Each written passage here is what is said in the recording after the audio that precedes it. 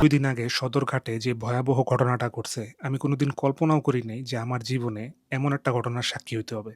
এই ঘটনার জন্য আপনারা পরিবহন ব্যবস্থাপনা, লঞ্চ চালক, যারা যাত্রীদের পারাপার করতেছিল, এমনকি যাত্রীদেরও আপনারা দায়ী করতে পারবেন। কারণ তারা জীবনের চেয়ে গন্তব্যে পৌঁছানো আর সময়কে বেশি গুরুত্ব দিছিল। কিন্তু বাস্তবতা হইতেছে এই ঘটনা নতুন কিছু না। আজকে হয়তোবা লঞ্চে ঘটছে, কালকে হয়তোবা রাস্তায় ঘটবো, নাইলে ট্রেনে ঘটবো। এগুলো মূলত সবকিছু ঢাকা কেন্দ্রিক হওয়ার আউটকাম। আর আপনি যখন ঢাকা শহরের মতো একটা বড় শহরে থাকবেন, অটোমেটিক্যালি আপনার মাইন্ডে এরকম একটা সেটআপ হয়ে যায় যে আমার তাড়াতাড়ি যাইতে হইব। কারণ কি আমরা সকালবেলা যখন বের হই, বাসে ওঠা থেকে শুরু কইরা আমাদের গন্তব্য যাওয়ার আগ পর্যন্ত একটা রাশের মধ্যে থাকি আমরা। আর এই যে একটা প্র্যাকটিস, এই প্র্যাকটিসটা সাবকন্সিয়াস মাইন্ডে খুব ভালো মতো সেট হয়ে যায়। যে তাড়াতাড়ি করতে হইব, তাড়াতাড়ি করতে হইব। কি জানি কি মিস হয়ে যাইব। ঢাকায় টেসলা চালু হওয়ার পর কত অ্যাক্সিডেন্ট হইছে। এই অ্যাক্সিডেন্টের ভিডিও কিন্তু কম বেশি আমরা সবাই দেখছি।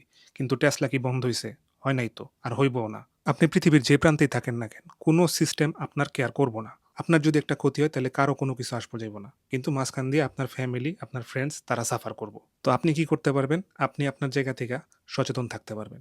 রাস্তাটা পার হওয়ার সময় একটু দেখা পার হইলাম। ওভারব্রিজটা ইউজ করলাম। বাসে লঞ্চে ওঠার সময় ধাক্কাধাক্কি না করলাম। হয়তোবা পরের লঞ্চটাতে উঠলাম বা পরের বাসটাতে উঠলাম। ট্রেনের ছাদে না উঠলাম। আপনার আমার জায়গা থেকে আমরা হয়তো ভিডিও বানায় কথা বলতে পারবো। কিন্তু বাস্তবতা হইতেছে এই দুর্ঘটনার ভিডিও দেখার পরেও মানুষজনের মধ্যে সচেতনতা আসবো না। তারপরও এতটুকুই বলবো, একটু দেখে শুনে চলাফেরা করবেন। আল্লাহর নাম নিয়ে রাস্তায় বের হবেন এবং তাড়াহুড়া করবেন না। কারণ আপনার সময়ের চেয়ে জীবনের মূল্য অনেক বেশি।